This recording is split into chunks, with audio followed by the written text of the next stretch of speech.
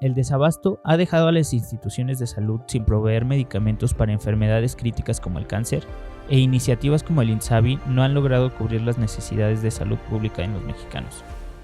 ¿Cómo funcionaba el Seguro Popular y cuál es la diferencia con el INSABI? ¿Cuáles son las consecuencias de desaparecer el Seguro Popular? ¿Cuál es el resultado de cancelar un sistema de distribución de medicamentos que sí funcionaba? Quédate hasta el final de este podcast para conocer a detalle estos temas.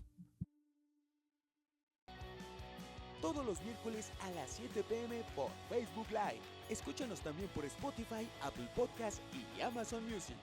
Bienvenidos. ¡Comenzamos!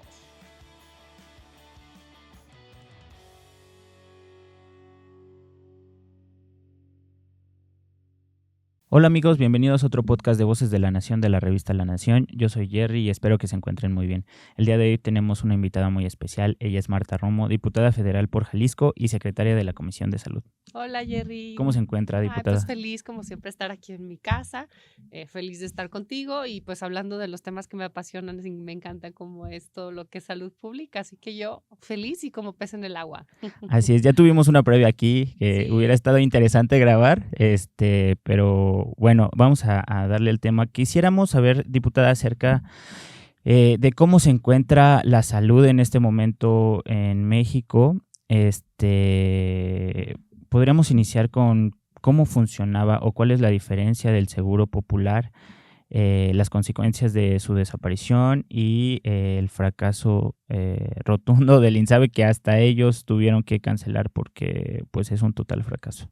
Totalmente de acuerdo. Creo que el mejor medidor que hemos podido tener es el Partido Acción Nacional, sobre todo quienes tenemos la oportunidad de estar en calle representando un distrito como es el caso de tu servidora, pues ha sido súper claro y podemos ver de manera palpable el impacto que este cambio ha tenido de manera directa a los ciudadanos. Y lo más lamentable, Jerry, es que no solamente es un cambio en un modelo de salud de decir hoy se tiene y ya no se tiene, sino que en las decisiones en materia de salud pública implica vidas humanas.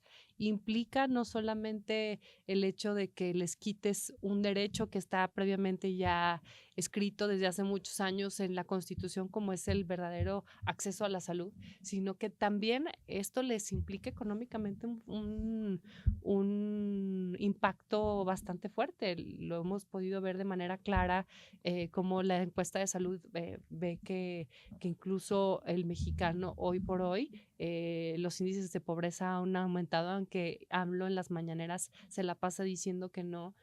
Lo vemos, el promedio de una familia que hoy no tiene seguridad social, que no tiene el seguro popular que en su momento se tenía, Claro. el impacto mensual por familia más o menos es alrededor entre 5 y 6 mil pesos, que para una familia promedio en México eso es muchísimo. Y eso hablándote de personas que no tienen enfermedades crónicas. Se desapareció lo que son las enfermedades catastróficas, el Fondo para Enfermedades Catastróficas, que para la gente que no ubica qué son las enfermedades catastróficas, son todas esas enfermedades que son una catástrofe para las familias y que implica que ganes lo que ganes, no va a haber dinero suficiente para poder pagar estas enfermedades y el impacto que tienen, y eso hará que la persona que vive la enfermedad y la familia no solamente no tendrá lo suficiente para que pueda atenderse esta persona, sino que acaba con todo un patrimonio de generaciones y ni siquiera es suficiente. Para esto había un fondo de gastos catastróficos que este gobierno desapareció y entonces ese impacto es bastante complejo. Ahora, si bien sabíamos que la creación del Seguro Popular, que por cierto fue en el año 2003 bajo un gobierno panista, Así es. este estaba dividido o surgió pensando en que iba a ser a lo largo de 3 etapas distintas, y hasta lograr una cobertura universal. Ese era el objetivo. Sabemos que el Seguro Popular tenía grandes retos y que todo es perfectible y había muchas cosas por modificar, por corregir. Esto estamos perfectamente conscientes, pero creo que es un gran error desaparecer lo que funciona, en vez de corregir las cosas que son perfectibles y en su momento crear algo improvisado. O sea, para empezar, desaparecieron algo que funcionaba para crear algo que ni siquiera tenían claro qué era. que eso era el INSABI. Yo estuve en las mesas Ujú. de debate de la creación del INSABI y le señalamos punto por punto todo lo que nos preocupaba y todo lo que estaba en el aire y aún sabiendo que tenía errores, públicamente en el debate lo podemos ver en donde decía, sí sabemos que tiene errores, pero así se va a quedar porque no le vamos a mover ni una coma. Y eso nos llevó a que en su momento cuando se toparon con una realidad, que el Sí. objetivo real de cambiar del seguro, en este caso de lo que ya teníamos que era el Seguro Popular, para cambiar al INSABI, el Ujú. objetivo era centralizar el sistema de salud, a que el gobierno federal tuviera todo el recurso Ujú. y entonces él diera atención de manera directa a estados y municipios. Nosotros escuchamos en muchas ocasiones que nuestros gobiernos, la mayor parte de nuestros gobiernos panistas, no firmaron el convenio Ujú. porque esto implicaba que, por ejemplo, les voy a poner el caso de Aguascalientes, que tiene un sistema de salud que a mi gusto funciona y funciona muy bien. Siempre con recurso propio, algún estado como Aguascalientes le invierte de manera particular con una recaudación propia, le invierte a sus propias instalaciones. Claro. Entonces puede comprar las máquinas para quimioterapias con mejor tecnología, puede comprar tomógrafos. Entonces, si Aguascalientes o los diferentes estados firman este convenio a cambio de que el gobierno federal se hiciera cargo, en teoría, porque hemos La visto salud. que no Ujú. ha sucedido, de la responsabilidad de la salud de los mexicanos, en este caso de los aguascalentenses o de cada uno de los estados, eso implicaría en su momento que también le ceden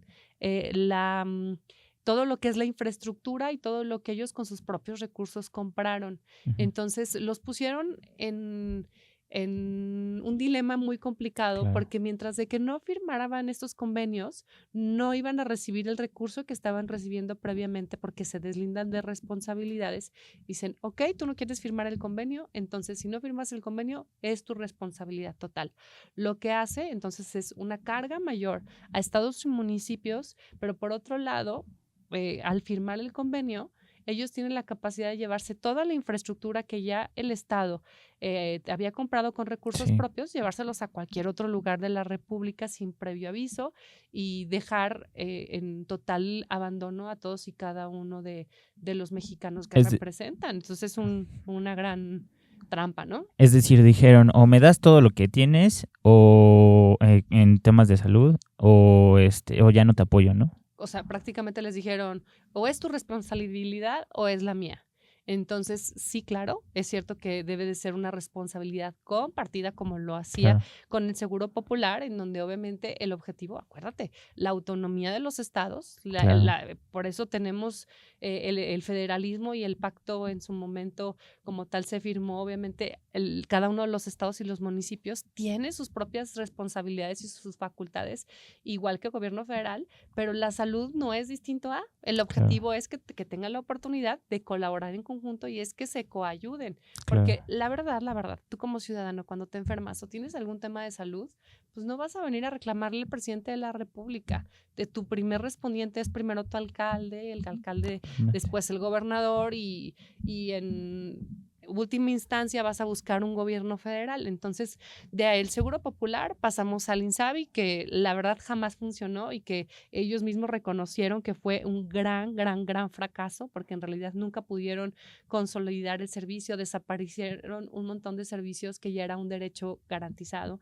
Algo que a mí se me hace súper grave, por ejemplo, las malformaciones congénitas Ujú. para un recién nacido, los problemas, por ejemplo, como en enfermedades metabólicas, un número de grandes personas que se quedaron sin poder acceder a una hemodiálisis, que es una de las enfermedades más costosas y más comunes en nuestro país, la insuficiencia renal crónica y que necesita un tratamiento como hemodiálisis, la atención al cáncer en niños, en adultos, para mujeres con cáncer de mama. Entonces, todo este tipo que ya era un derecho adquirido, lo desaparecen con en esta nueva creación del INSABI.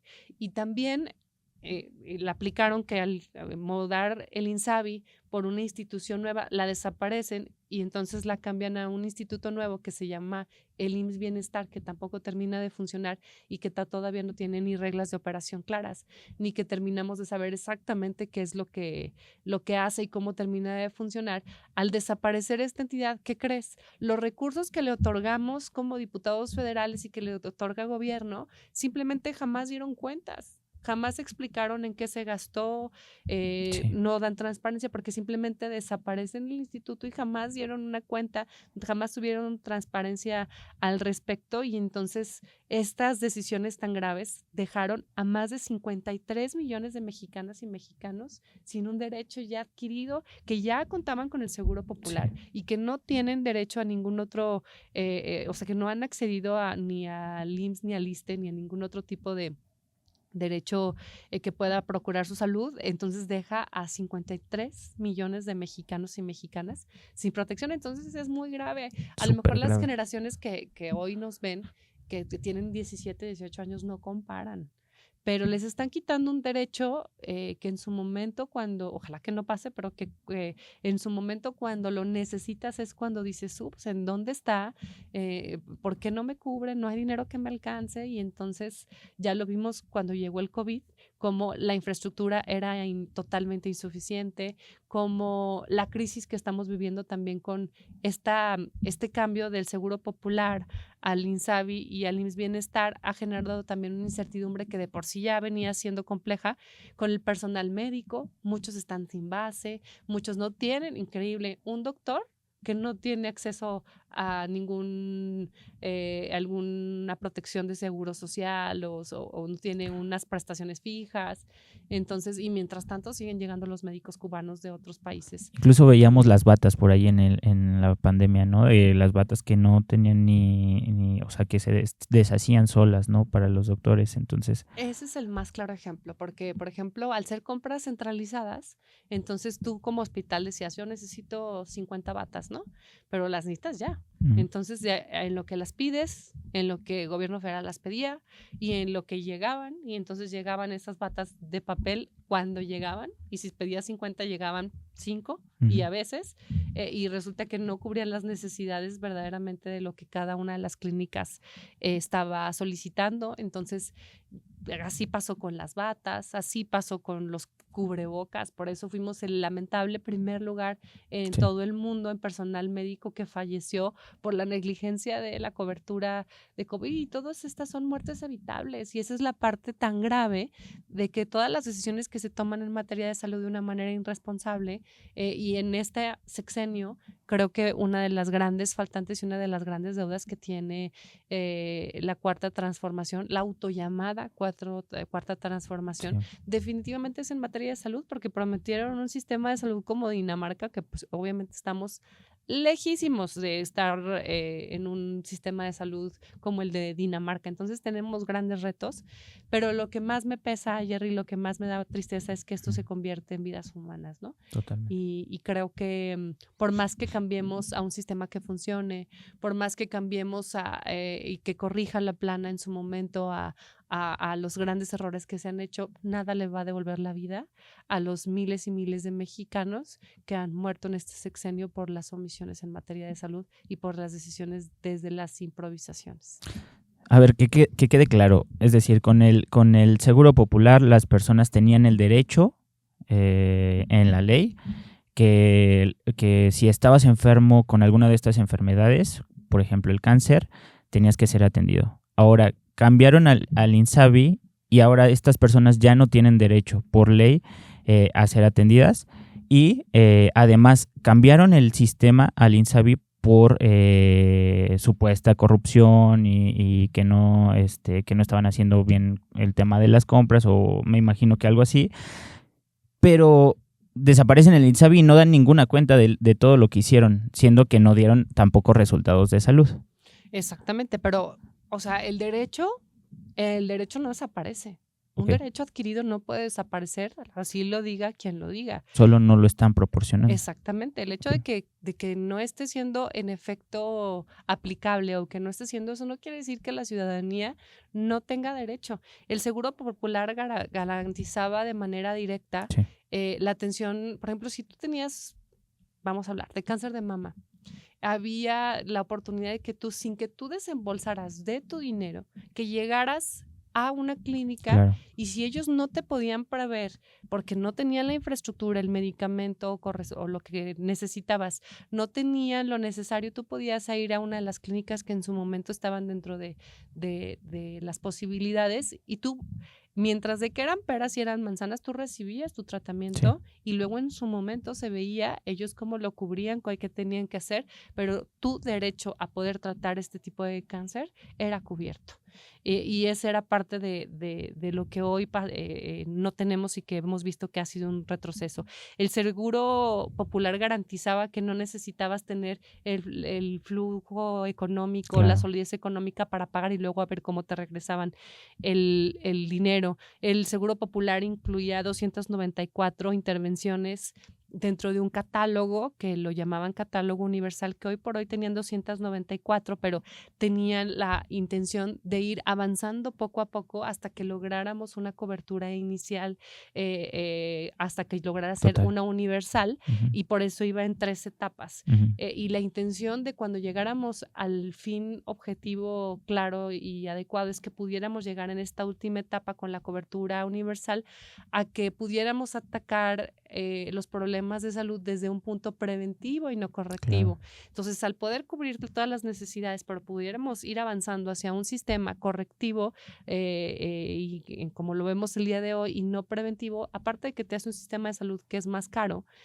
también hace que pues, el costo de vida sea mucho más alto. Hay que, al contrario, apostarle a la prevención y el Seguro Popular obviamente iba enfocado a que esto fuera hacia ese objetivo principal, ¿no? El que migráramos de un sistema de salud correctivo a uno preventivo y que obviamente el catálogo, en vez de ser reducido, que fuera cada vez aumentando cada una de las patologías. Ahora, nosotros en la discusión de la desaparición del Fondo de Gastos Catastróficos, que por cierto no nos han explicado a dónde se fue y que desapareció simplemente de una manera arbitraria en una sesión en donde fue totalmente ilegal, en donde incluso tomamos tribuna, en donde hicimos como partido todo lo humanamente posible para poder defender este dinero que no solamente era de dinero de nosotros los mexicanos, sino que podía acceder también a recursos internacionales,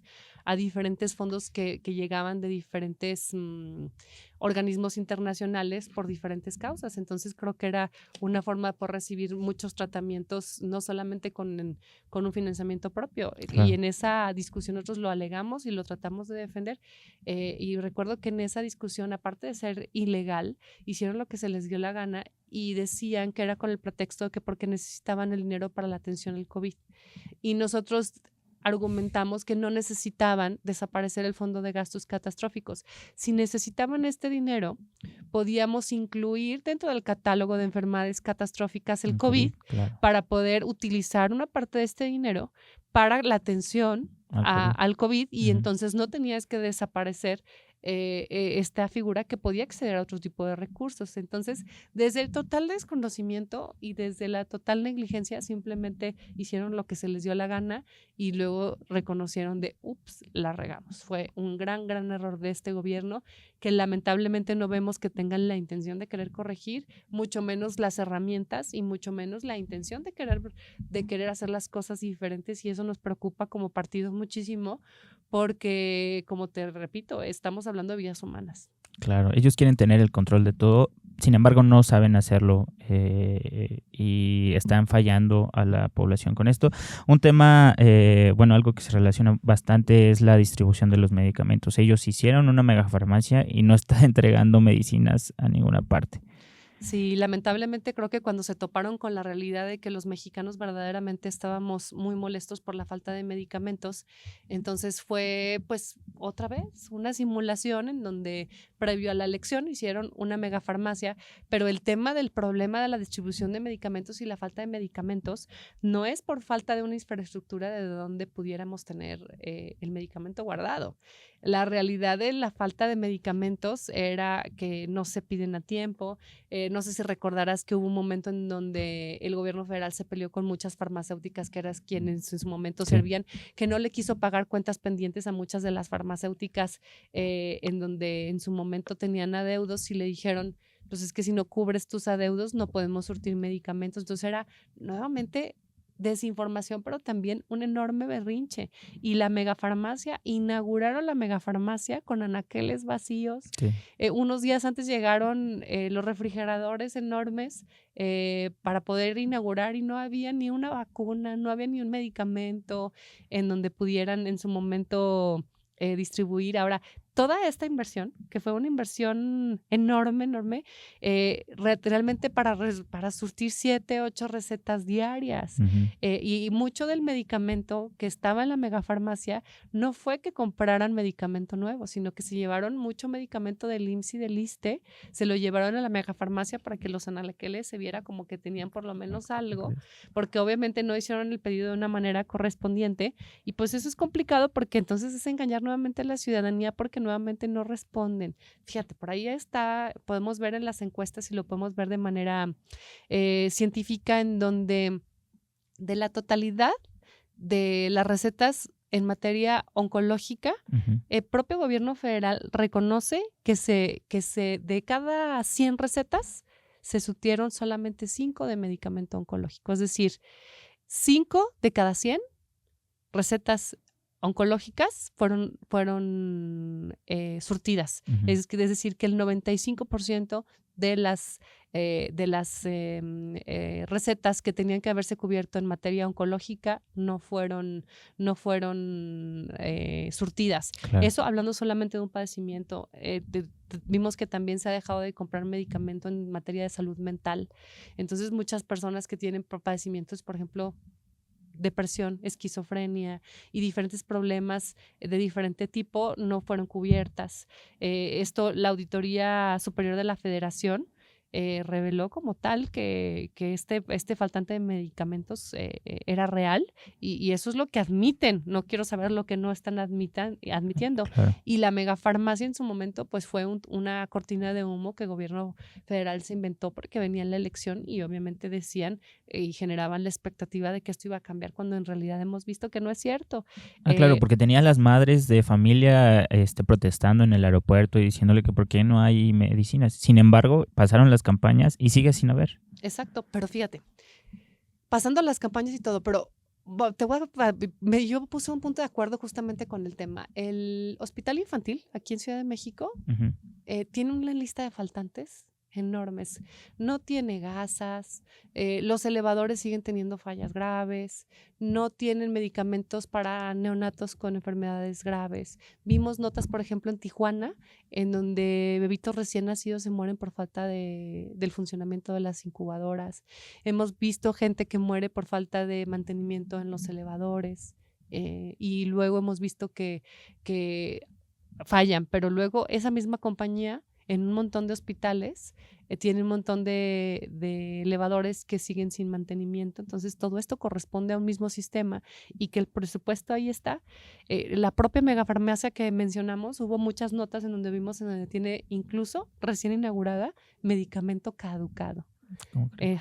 Fue la nota del 26 de junio del 24 en donde vimos que tenía medicina caducada. El propio gobierno federal, fíjate, Birmex es una de las empresas en su momento que ha surtido a esto. Y incluso aquí en Ciudad de México, en algunas licitaciones de algunos medicamentos, habían vetado a Birmex como empresa para poder entrar a esa licitación porque reconocían que no tenían ni la cadena de frío correspondiente para repartir, ni tenía la infraestructura correspondiente para poder darle el servicio correspondiente. Entonces, por eso estaba vetada. Y entonces ahora resulta que es el principal proveedor. Entonces, una de las incongruencias de este gobierno es que mientras de que en algunas áreas se reconocen las fallas, pues hemos visto que también por otro lado no corrigen y no cambian por diferentes compromisos que seguramente ellos deberán de entender, y eso hace que la megafarmacia pues no funciona. Tiene solamente 17 claves de medicamentos que están caducos, 17 claves, eso es muchísimo. También otra cosa que nos pareció súper grave es que en la creación, cuando mudó el Seguro Popular al INSABI, hicieron un catálogo de medicamentos en donde le decían al médico, a ver, la diabetes solamente la puedes tratar con este y este medicamento y todo lo demás no lo puedes pedir porque no está en catálogo. Entonces le estaban diciendo al médico cómo tenía que tratar a sus pacientes y no le daban la oportunidad de tener el medicamento. Entonces los médicos pues hacían lo que podían y cómo lo hacían. Y entonces las claves de medicamentos de ese catálogo ni siquiera están completas, ni siquiera en esta megafarmacia. Entonces realmente es un fraude, ha tenido enormes deficiencias y verdaderamente pues no podemos esperar que esta obra de infraestructura en donde se fueron millones y millones de pesos pues realmente vaya verdaderamente a solucionar, sino todo lo contrario. A dar resultados. En este sentido, diputada, ¿cuál es el impacto de la cancelación de las normas oficiales mexicanas en salud? ¿Nos puede comentar como un poquito de eso? Oímos hablar de eso, pero en realidad algunos pues, no sabemos a fondo cuál es el impacto que tendría esto, ¿no? ¿Qué tendrá? Sí, claro que sí, con mucho gusto. Solamente antes de pasar a otro tema, quiero darte un dato súper particular. En los primeros 146 días, la megafarmacia tuvo una solicitud en los primeros días, por lo menos de 356 solicitudes. De esas 356 solicitudes, no pudo ni siquiera surtir 750 piezas. O sea, en los primeros días. Entonces, saca costo-beneficio, es algo totalmente ilógico. Las normas, volviendo al tema que me preguntas, las normas oficiales creo que también ha sido pues un berrinche que ha tenido el gobierno actual, porque entre muchas otras cosas sabemos que las normas oficiales tienen muchas cosas perfectibles. Claro. Ellos dicen que las suprimen porque son obsoletas, pero creo que no son del todo obsoletas y nuevamente están acudiendo a una actitud de manera constante que lo han hecho en diferentes momentos, en donde lo que es perfectible lo desaparecen con el afán y con la promesa de que van a hacer algo nuevo que funcione, pero en realidad es que nunca hacen nada que lo sustituye. Entonces solamente las desaparecen y no crean nada que en su momento esté sustituyendo este tipo de normas. Entonces las normas oficiales las desaparecen con ese argumento, cuando a mi punto de vista y sobre todo ante el punto de vista de los expertos deberían no de desaparecerlas, sino deberían de modificarlas, perfeccionarlas y actualizarlas para que no sean obsoletas. Claro. Esto, lo ideal debería de ser que no desaparecieran. El 8 de julio de este año culminó el proceso en donde ya desaparecieron las primeras 5 normas, entre ellas una de las que más me preocupa, por ejemplo, yo que soy de Jalisco, una de las problemas severas que tenemos, por ejemplo, en la zona norte es la picadura de alacrán, y en muchos lugares hemos visto que mucha gente incluso muere por falta de medicamentos para la picadura de alacrán, y para esto hay protocolos. Una de las muchas normas que desaparecieron fueron para el tema de la picadura de alacrán, pero también viene en los próximos días desaparición de diferentes normas que ya están aprobadas, pero que están por ya ser totalmente nulas. Diferentes normas como lo que es control de problemas como metabólicos, el control con la obesidad, que sabemos que si tú quieres migrar a que este país se vaya a un modelo en donde la prevención sea la constante, pues obviamente al tener los primeros lugares en problemas de obesidad, pues obviamente no vamos hacia el camino correcto y están desapareciendo la norma de la atención de la obesidad y no están teniendo una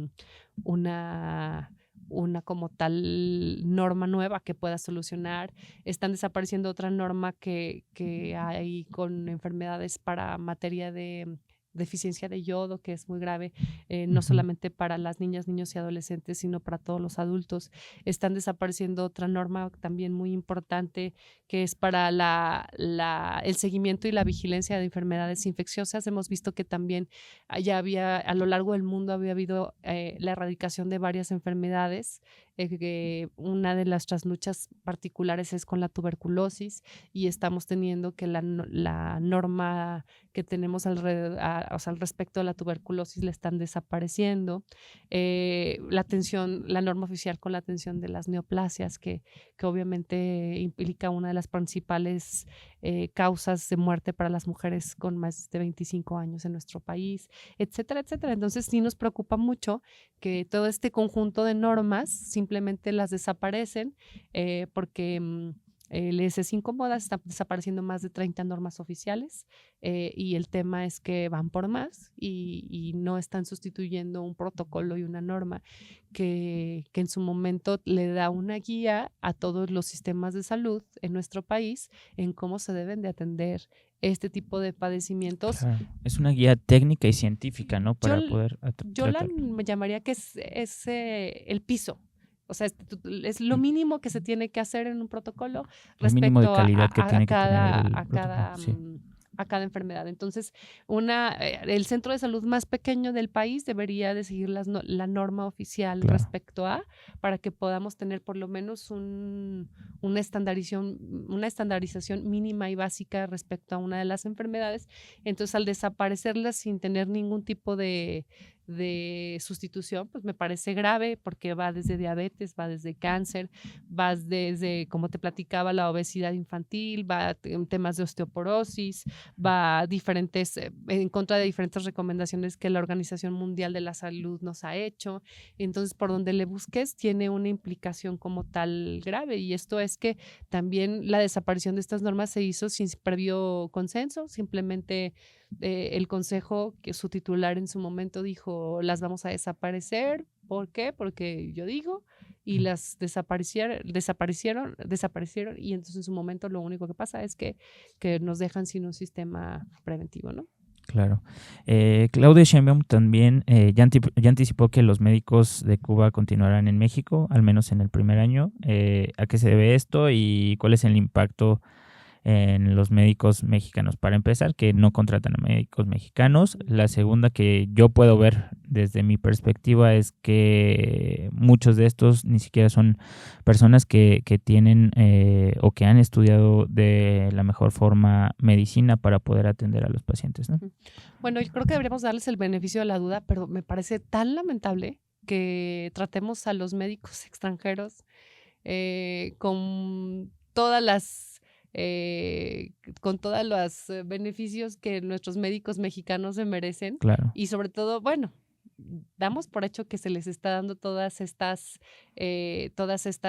facilidades, más allá de porque son una eminencia, que mis respetos para todos y cada uno de los médicos mexicanos y extranjeros que hacen su trabajo para todos y cada uno de nosotros los mexicanos, pero responde más a un tema de un acuerdo internacional que se hizo en este momento con Bruno Eduardo Rodríguez, que fue ministro de Relaciones Exteriores en su momento, y es un acuerdo más que verdaderamente resolver nuestro tema de salud, más por un tema meramente de diplomacia extranjera, dándole la torre a todos nuestros médicos mexicanos. Te voy a dar un ejemplo, claro, un médico mexicano, después de haber hecho todos los años de medicina, pero aparte de haber hecho su seguro, su servicio social, su residencia, que debería de haber tantos cambios al respecto, así lo hubiera hecho en una universidad pública o privada.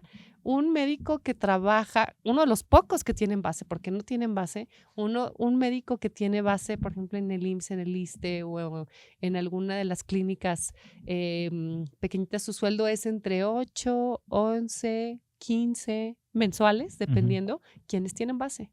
En esta desaparición, nosotros recibimos en Cámara de Diputados, yo personalmente recibía muchos trabajadores que venían de este esquema de la transición del Seguro Popular al INSABI y ahora al IMSS Bienestar. Y el tema es que muchos de los que incluso ya tenían base pierden su antigüedad, pierden sus derechos laborales, Claro. que van totalmente en contra de, y a muchos no le renovaron su contrato. Y con estos costos, en estos pagos injustos que te acabo de platicar, en cambio vienen otros médicos de otro país y les hacen pagos que son anónimos, que sabemos que son muchísimo más altos y que les dan todas las prestaciones de salud. Ahora, la ley prevé que un médico que viene, por ejemplo, de Cuba, Ujú. debería de revalidar sus estudios y debería tener la aprobación previa con una, o sea, debería comprobar sus conocimientos para poder ejercer en nuestro Claro. país. Debería de haber incluso un tipo de homologación de lo que estudiaron y ejercieron para poder ejercer en nuestro país. Entonces están por este acuerdo que te acabo de platicar con Bruno Eduardo Rodríguez, Ujú. que es ministro de Relaciones Exteriores de Cuba, hace este acuerdo y simplemente les dan pase libre y atiende a todos los mexicanos. ¿Y cuántos de los mexicanos, doctores mexicanos, vemos que no tienen ni espacios ni prestaciones de salud y mucho menos también que no hay la intención de abrir todas estas escuelas de medicina, darles a las escuelas un presupuesto real para que puedan tener más espacios con nuestros jóvenes que quieren estudiar medicina y Claro. que les den, por ejemplo, a los residentes un pago justo, horarios justos, que no los manden a un montón de lugares que son inseguros sin mayor protección. Vaya, el más claro ejemplo, nuestros médicos no tienen ni gasas ni cómo protegerse, entonces me parece totalmente ilógico e injusto decir que no hay los suficientes médicos en nuestro país cuando en realidad los vemos en las calles protestando porque no les dan ni lo básico, ni mucho menos tienen una base y viene un extranjero a ocupar un espacio de un mexicano que se ha esforzado muchísimo, que incluso ha prestado un servicio social por un año sin pago y aparte ha tenido residencias con horarios tremendos, que hemos visto que la tasa de suicidios incluso del personal médico en esa etapa ha aumentado de manera significativa. Así que creo que hay mucho por hacer, mucho antes de darle simplemente el paso a muchos médicos extranjeros con prestaciones mucho mayores que a los mexicanos. Creo que Claro. es no darles un respeto a nuestros doctores. Ahora, yo con esto no te digo que no deben de entrar los médicos extranjeros. Bienvenidos siempre y cuando primero sean ocupados todos nuestros doctores, Claro. se le abran los espacios a nuestros jóvenes que quieren estudiar y que quieren ofrecer esta noble profesión, que todos los médicos extranjeros que quieren venir a nuestro país comprueben sus conocimientos como la ley lo prevé y en su momento, una vez que todo esto pasa, entonces también bienvenidos los Claro. médicos extranjeros y qué bueno que tengamos muchos médicos contratados, porque también una de las problemáticas que vemos es que por cada clínica la carga de trabajo y la carga laboral de cada uno de nuestros médicos, enfermeras y todos están sobrepasados. Yo celebro que contraten muchos médicos, pero el tema no es porque no los haya, el tema es porque no abren los plazas y los espacios para poder tener mucho más personal. Entonces sí debe de haber más médicos, sí debe haber más enfermeras, debe haber mucho más personal en las clínicas, empezando por los mexicanos. Y si después de todo eso existe la posibilidad de que venga un extranjero, bienvenido. En México les agradecemos también su trabajo, no vamos a decir que sea malo, sino que creo que el respeto a nuestros médicos mexicanos sin duda debe de ser siempre una prioridad para el gobierno de México. Diputada, ¿qué se viene? ¿Cuál es su perspectiva de lo que viene? Claudia Sheinbaum ya dijo que va a nombrar como secretario de Salud al doctor David Kersenovic. Uh-huh. Se dice que es un buen perfil, pero pues vemos a Claudia respetando mucho la línea de Andrés Manuel López Obrador. Entonces, ¿cuál es su perspectiva? ¿Qué opina al respecto? ¿Hará bien las cosas o qué se prevé del secretario de Salud? Bueno, en la salud. A título personal, al doctor lo respeto. Siempre creo que es una persona que tiene una trayectoria amplia. Como persona y como salubrista y como en su momento director de diferentes institutos, incluso como investigador, como un personal independiente al cargo que hoy tiene Claro. dentro del área médica, creo que es un doctor a quien yo personalmente respeto su labor y su trabajo. Como en su momento respetaba al doctor Alcocer, como en su momento respetaba a muchos de los que han sido secretarios de salud y que creo que tienen un currículum que pudiera ser no malo. Justamente lo que acabas de decir es que no necesariamente la experiencia ha ganado a las órdenes de quien está en Palacio de Gobierno. Creo que lo ideal sería que quien encabeza el Ejecutivo tenga la humildad de conocer y saber que no puede saber de todos los temas y que pudiera rodearse de las y los mejores perfiles para que en su momento pudieran hacer su trabajo, pero dándoles la autonomía de que tomen las decisiones desde su expertise. Lo vimos que, por ejemplo, en el manejo del COVID, a la hora que hubo una superemergencia, mientras de que sabían los expertos que la forma de trabajar tenía que ser parecía que el servilismo y la operación fue más política que en Cuando materia decía el de presidente salud. que no usáramos cubrebocas, haciendo que todos los médicos y todas las instituciones internacionales decían que utilizáramos cubrebocas. Y como salubrista yo no puedo entender cómo una persona con la trayectoria que en su momento pueden tener los actuales secretarios de salud, no puedo entender cómo puedan respaldar este tipo de decisiones cuando saben que va a costar vidas humanas. Yo quiero tener la fe y confío que el doctor David en su momento tuviera, y tengo toda la esperanza que así sea, porque va a ser vidas humanas lo que tiene en sus manos, que tenga la verdadera vocación que prometen todos y cada uno de los médicos cuando salen de hacer su trabajo, pensando primero en la vida de las personas antes de cumplir con las indicaciones más allá de un puesto. Me encantaría que así fuera. La verdad creo que es difícil bajo las estadísticas y bajo el historial que hemos visto en la última administración, pero pues démosle el beneficio de la duda. Creo que los grandes retos que se tienen en materia de salud es grandes porque han tenido un retroceso grande y el paquete que hoy recibe el doctor es un paquete enorme porque recibe pues prácticamente un sistema de salud totalmente improvisado. Recibe un sistema de salud donde prácticamente va a tener que cubrir caprichos presidenciales cuando sabemos que no son los ideales. Sabemos que la forma en cómo se está llevando el día de hoy no es la adecuada y ante sus declaraciones en su momento en donde él asume que pues que claro que no va a tener un sistema de salud como Dinamarca, pero que va a tratar de hacerlo humanamente posible, me parece una declaración hasta hoy responsable, pero creo que en su momento una cosa es lo que él dice, pero otra cosa es lo que se prometió en campaña, que está muy lejos de parecer. En su momento se prometieron muchas cosas y se jugó con la gente en la campaña a la hora de decir todo lo que se les prometía en temas de salud, y creo que no le están dando las herramientas para que se pueda cubrir estas expectativas que los mexicanos tienen. Creo que los retos que se tienen es grande. Tiene que sí o sí ir hacia un sistema preventivo que no veo cómo, hacia una cobertura amplia que no veo cómo lo esté haciendo.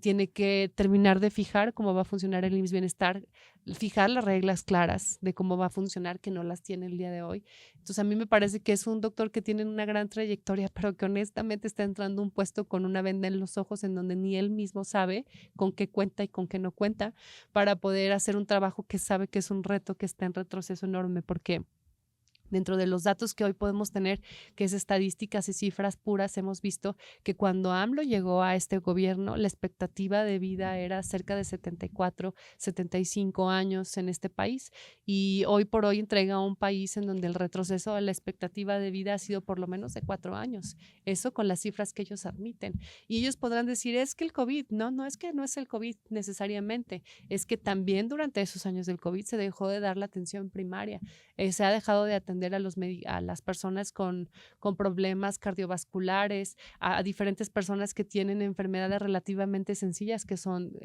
fáciles de corregir en una etapa temprana.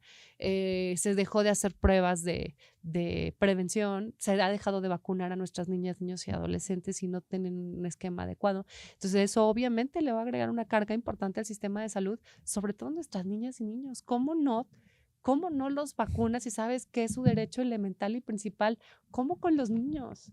Y él sabe que va hacia un país, obviamente, y que es la responsabilidad a partir de estos días va a ser suya, y va con una venda enorme en los ojos en donde va a ciegas de lo que hoy tiene, porque es una cosa lo que se dice y otra cosa lo que verdaderamente se va a enfrentar. Entonces no dudo que tenga un currículum hasta el día de hoy en las instituciones en donde estuvo, un currículum con mucho conocimiento, pero lamentablemente creo que no va a ser suficiente su currículum por la dinámica tan enorme y los retos tan grandes que se le vienen en este sexenio. Diputada, después de todos estos episodios, yo he llegado a concluir que este gobierno es nocivo para la salud. ¿Por qué? Porque, bueno, no nada más implica la salud del tema de la medicina, de los doctores, de prevención, sino también el tema de la seguridad. O sea, no tiene que ver con la salud mucho estar pensando en que te pueden secuestrar, en que te van a robar en el camión, en que, por ejemplo, es nocivo también en algunas actividades ecológicas como el tema del Tren Maya, ¿no? O sea, este gobierno es nocivo para la salud en todos los sentidos. Sí, y también con la crisis de agua que hemos visto que se nos viene También, en muy poco exacto. tiempo, pues sabemos que las reservas de agua en nuestro país son pocas y que obviamente la perforación de pozos va a tener que ser cada vez a mayor profundidad y que obviamente la carga mineral que eso va a implicar para poder adquirir el vital líquido, pues nos va a generar una bronca tremenda en enfermedades como insuficiencia renal crónica, en diferentes cánceres, etcétera. Entonces no se está previendo, eso es tan grave y las decisiones que se está tomando, lo acabas de decir bien con el Tren Maya y en infinidad de decisiones que lo hemos visto de manera palpable, la forma en cómo se le está apostando en temas de manejo de la energía, en donde se le sigue apostando a los hidrocarburos cuando debería el mundo gira alrededor en que vamos a estrategias en donde deberíamos de apostarle a temas de energía renovable, vamos en contra de lo que incluso el mundo recomienda.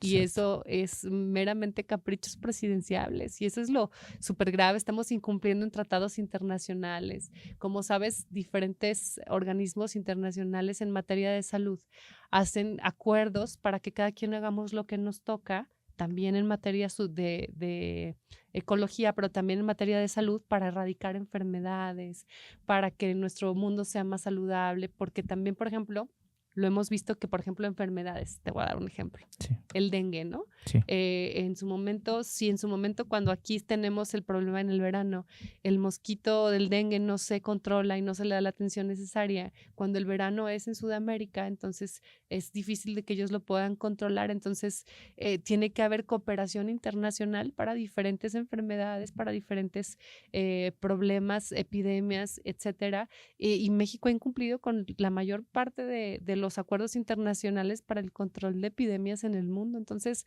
la verdad es que quien nos escucha y defiende a Morena sin conocimiento siempre dicen, es que son mentiras, es que es el odio. No odiamos a este gobierno, no, al contrario, porque amamos a México, queremos que les vaya bien y porque amamos que la salud pública en este país verdaderamente pudiera ser diferente. No es que nos guste ser pesimistas, es que invitamos a gobierno federal a un diálogo, invitamos a gobierno federal a que no, si no nos quiere escuchar a nosotros como oposición, que escuche a los expertos. Se los han dicho, mira, en todos los tonos, en todos los foros, y entonces siempre que estamos en las mesas dicen sí, pero a la hora que vienen las decisiones y las votaciones, con todos los argumentos, siguen votando cual borregos, sin mover una coma, sin hacer una atención.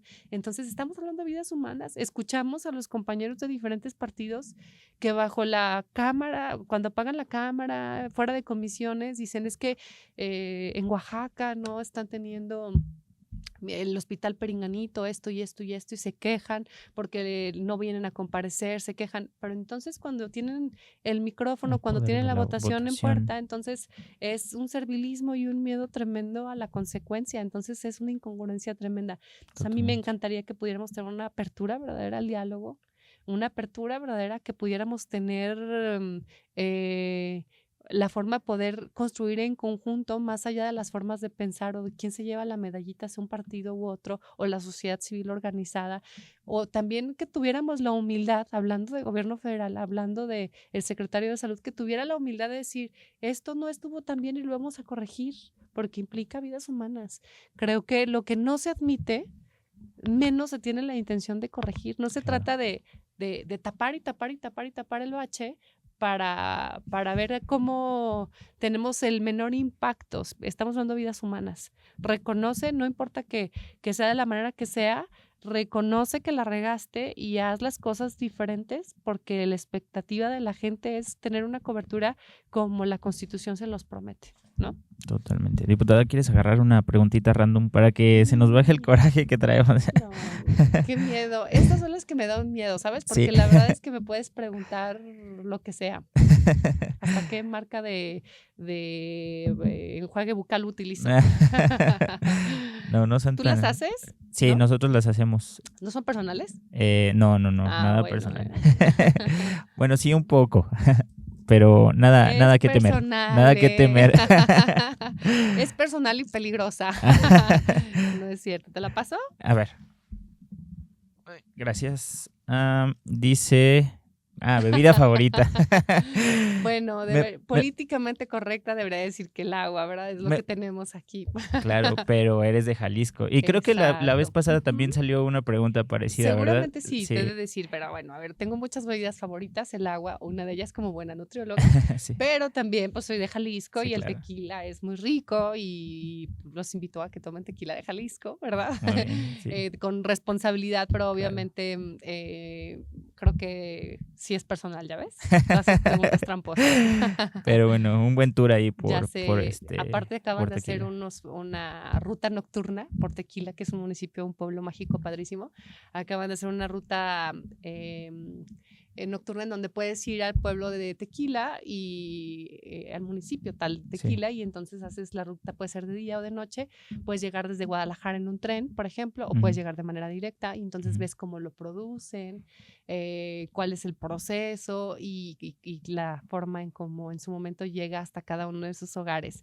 Entonces, más allá de que es una bebida alcohólica que hay que tomar con mucha responsabilidad, Claro. es toda una bebida que en su momento le da empleos a todos los jaliscienses. Mi región recientemente Sí, porque se ha hecho exporta, el tequila se tequilera. exporta bastante, ¿no? Y Sí, claro, aparte acuérdate que tienen la denominación de origen, claro, y entonces para que el tequila se pueda llamar tequila, tiene tiene que que ser ser de hecho Jalisco. en Entonces mi Jalisco. zona, por ejemplo, la zona que yo represento, que es los Altos de Jalisco, la producción de agave ha venido en aumento y entonces obviamente la producción de esta bebida económicamente nos impacta a México, pero a los jaliscienses y a los salteños nos impacta de una manera importante. Entonces, como nutrióloga te digo que el agua, como jalisciense te digo que el tequila, como deportista te digo que un buen suero. Entonces depende en qué día, cuándo y cómo, ¿no? Claro, sí, totalmente. Diputada, nos están viendo y escuchando por todas las redes sociales, Spotify. Ampliamos por ahí nuestro catálogo desde la última vez. Ya estamos en Amazon Music y en todas las demás. ¿Algo que quieras agregar, algo que le quieras decir a toda nuestra audiencia? Bueno, primero, antes que a la audiencia, quiero felicitarlos a todo el equipo de este podcast y sobre todo de esta gran revista La Nación, porque te platicaba fuera del aire que mantener un proyecto vigente ahora por todas las redes sociales, como ha sido La Nación, así es un gran reto. Entonces, felicitarlos. Les platicaba fuera del aire que yo cuando era niña, mi abuelito fue candidato a diputado federal antes de que yo naciera. Entonces, yo nací desde muy pequeña viendo la revista La Nación en el escritorio de mi abuelito. Entonces, hoy poder estar aquí en La Nación, en cada una de sus presentaciones que cada vez se van actualizando a diferentes portales y todo, pues es un gran orgullo y me encanta poder ser parte de lo que en su momento nos dio origen al partido como tal, y que en tiempos en donde la comunicación no era tan abierta y tan fácil, era el medio en que nosotros podíamos conocer lo que el Partido Acción Nacional era y hoy es. Entonces, felicitarlos primero a ustedes. En segundo, pues invitar a toda la ciudadanía a que nos acompañe y escuche los temas actuales que tiene La Nación por platicarnos y por decirnos, porque el éxito de este tipo de plataformas es justamente gracias a quienes nos escuchan, que nos recomienden, pero que la vean, pero que la compartan con sus amigos y conocidos panistas, con la militancia, con la gente que simpatiza, con la gente que vive estos problemas y que entienda por qué es tan importante que las cosas sean diferentes. Y creo que hemos escuchado de manera constante la crítica en donde dicen que el gran reto del político es la comunicación, pero creo que nosotros podemos intentar comunicar, pero si la persona quien recibe la comunicación no tiene la apertura de hacerlo y sobre todo no nos ayuda a transmitirlo, Claro. entonces la limitación se hace todavía mayor, ¿no? Entonces, Sí. invitar a toda la ciudadanía que siga el podcast, que siga cada una de las plataformas, que le den like, que nos den like también en nuestras redes sociales, que estoy como Marta Romo Cuellar en todas y cada una de ellas, y pues felicitarlos más que nada. No, al contrario, diputada, para nosotros es un gran honor tenerlos a ustedes como representantes ahí que están en pie de lucha y velando por los principios y valores ya en las cámaras, y también para nosotros es un gran honor ser parte de un periodo de esta revista, y pues también se nos hace una gran responsabilidad que tenemos. Pero muchas gracias por ¿Y su por qué tiempo. no nos contestas ahora tú una pregunta? Adelante. Siempre nos las hace él, pero hoy le toca a él, Yo ¿no? le escojo A ver, y usted la sí. dice. A ver si le toca una igual de personal, ¿eh? A ver. ¿Cuál es tu número de teléfono? No, no es cierto. Para todas las seguidoras que te todas sus fans, ¿cuál es tu número de teléfono y a qué hora sales por el pan? No es cierto. Dice, Vengo al pan diario. Dice, ¿hay algún proyecto del que te sientas particularmente orgulloso y por qué? Pues aprovechando que estamos en el podcast, pues la verdad es que sí me siento muy orgulloso, que no nada más soy yo, es todo el equipo de la revista que hemos estado, ya son 80 episodios los que Wow. tenemos, entonces todos han aportado de alguna forma, Panchito, Sergio, Alan, Mari Carmen, Juan Pablo, entonces la verdad es que sí me siento muy orgulloso de este podcast, y pues también pues honrado de poder estar con ustedes y platicar con ustedes. Qué gusto que chavos como tú también tengan este tipo dediquen su tiempo a eso. En los Altos de Jalisco tienes muchas seguidoras, así que mándale saludos, por favor, y platícales cuánto te pueden ver. No, pues saludos a todos, y nos pueden ver todos los miércoles a las 7 de la noche por Facebook Live, y también a partir de los jueves sale el episodio por todas las redes sociales. Listo, esta pregunta entonces era para ellos. Muchísimas gracias. Pues gracias, diputada, gracias por tu tiempo y gracias por venir hasta acá. Al contrario, gracias a ti, felicidades nuevamente, y a todos en cabina y a todos los que hacen posible este podcast, pues un agradecimiento y un abrazo para todos. Saludos. Muchas gracias, nos vemos y escuchamos en el próximo episodio de este podcast Voces de la Nación, de la revista La Nación. Hasta la próxima. No olvides escuchar el próximo episodio. Hasta la próxima.